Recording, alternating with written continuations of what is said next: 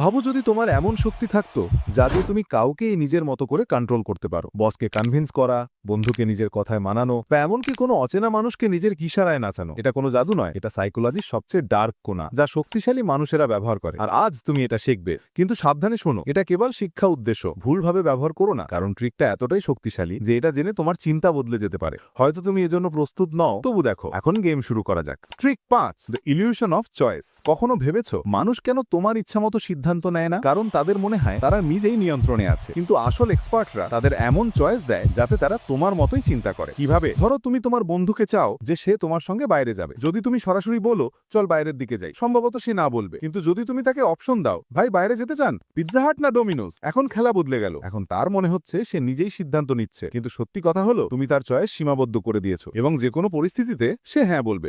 একই টেকনিক বড় brand, business এবং পলিটিশিয়ানেরা ব্যবহার করে। মানুষের কাছে চয়েসের ভাস্কর্য দাও, কিন্তু আসল নিয়ন্ত্রণ তোমার হাতে রাখো। কিন্তু থামো, পরের ট্রিকে তোমার থেকে সবাই হ্যাঁ বলবে। Trick 4, the yes ladder technique. যদি তোমাকে কারো থেকে বড় কোনো ফেভার দরকার হয়, সরাসরি চাইলে তারা মনা হলে দেবে। কিন্তু যদি তুমি ছোট ছোট হ্যাঁ টামাও, তার মাথা ধীরে ধীরে তোমার অনুরোধ গ্রহণ করতে শেখে। কেমন? ধরো তোমার অফিসে প্রমোশন চাই। যদি তুমি সরাসরি গিয়ে বলো স্যার আমাকে প্রমোশন চাই, স্যারের উত্তর হবে এখন নয়, পরের বছর দেখি। কিন্তু যদি তুমি এটাকে ইয়েস ল্যাডার দিয়ে এগিয়ে নাও, প্রথমে ছোট ফেভার চাও, স্যার কি আমি সেই নতুন ক্লায়েন্ট মিটিং এর অংশ হতে পারি, একটু এক্সপিরিয়েন্স নিতে চাই। এখন একটু বড় ধাপ, স্যার কি আমি এই প্রজেক্টের কিছু অতিরিক্ত দায়িত্ব নিতে পারি। স্যার বারবার হ্যাঁ বলতে শুরু করবেন। স্যার কি আমি লিডারশিপ ওয়ার্কশপে যেতে পারি, এতে আমার স্কিল উন্নতি হবে। শেষ ধাপে, স্যার আমি এই বছরে অতিরিক্ত দায়িত্ব নিয়েছি, ক্লায়েন্টরাও সন্তুষ্ট, এখন কি আমার প্রমোশনের সম্ভাবনা দেখা যাবে? এখন কি হবে? স্যার ইতিমধ্যে 3-4 বার হ্যাঁ বলেছেন, তাই এখন প্রমোশনের অনুরোধে না বলা কঠিন হবে।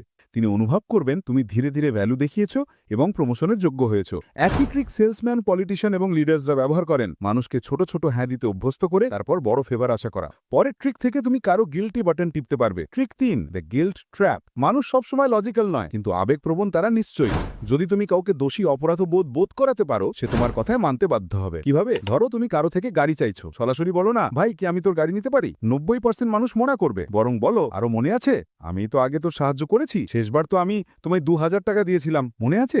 এখন শুধু একটা ছোট ফেভার লাগবে, গাড়ি দিতে পারবে। এখন সামনে থাকা মানুষ গিল্টি ফিল করবে যে সে তোমাকে আগেও সাহায্য নিয়েছে, তাই সে না বলতে পারবে না। পরের ট্রিক দিয়ে তুমি কারোর মেমোরি সেলস বদলে দিতে পারবে। Trick 2, false memory planting. আমাদের স্মৃতি নির্ভুল নয়, আমরা যত মনে করি মস্তিষ্ক ততটা বিশ্বাসযোগ্য নয়, আর স্মার্ট মানুষ এই দুর্বলতা সুযোগ নিয়ে যায়। যদি তুমি কাউকে বারবার কোনো মিথ্যে গল্প বলো, তাদের মস্তিষ্ক সেটা সত্যি মনে করতে শুরু করবে। ধরো কোনো পলিটিশিয়ান নির্বাচন জিততে চায়, কিন্তু তার ইমেজ দুর্বল। এখন সে ফলস মেমোরি প্ল্যান্টিং ব্যবহার করে মানুষের মস্তিষ্কে নিজের শক্তি এবং জনপ্রিয়তার নকল স্মৃতি ঢুকিয়ে দিতে পারে।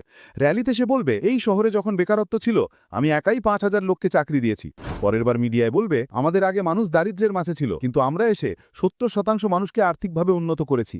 সে এত আত্মবিশ্বাসে এত বিস্তারিত বলবে যে মানুষ ভাবতে শুরু করবে ও হ্যাঁ হয়তো সে এমন করেছে। ফলাফল, মানুষ ধীরে ধীরে এই মিথ্যাকে সত্য মনে করে এবং অনেক পরীক্ষা নিরীক্ষা না করেই সেই পলিটিশিয়ানের পক্ষে ভোট দেওয়ার সিদ্ধান্ত নেয়। এইভাবেই ফলস মেমোরি প্ল্যান্টিং কাজ করে। এখন ট্রিক 1 জন্য প্রস্তুত হও, দ্য পাওয়ার অফ সাইলেন্স। যত কম বলবে তত নিয়ন্ত্রণে থাকবে। ব্রেন সাইকোলজি বলে খামোশিতে ক্ষমতা আছে। মানুষ ভাবে যিনি বেশি কথা বলেন তিনি শক্তিশালী, কিন্তু আসল শক্তি থাকে যার যিনি শোনা জানে এবং চুপ থাকায় মাস্টার। যখন আমরা চুপ থাকি তখন সামনাসামনি লোক অসুবিধা, ভীত, অপ্রস্তুততা অনুভব করে। মানুষের স্বাভাবিক প্রবণতা অস্বস্তিকর নীরবতা পূরণ করা। কিভাবে প্রয়োগ করবেন? ধরো আপনার কোনো বন্ধুর ওপর চুরিতে সন্দেহ আছে এবং আপনি সত্য বের করতে চান। আপনি কখনো বলবেন না তুই চুরি করেছিস, সরাসরি প্রশ্ন করলে সে প্রতিরোধ করবে। বরং বলুন ভাই আমি সব জানি, তারপর চুপ থাকুন। যতক্ষণ আপনি চুপ থাকবেন সামনাসামনি লোক নার্ভাস হবে এবং নিজেই সবকিছু বলে ফেলবে। আর যখন কাউকে ডিসকাউন্ট নিয়ে রাজি করাতে হবে, আপনি বলবেন না 30% কি ডিসকাউন্ট হবে, সামনাসামনি সোজা মনা করে দিতে পারে। বরং বলুন 30% ডিসকাউন্ট তো মিলেই যাবে তাই না, তারপর চুপ থাকুন।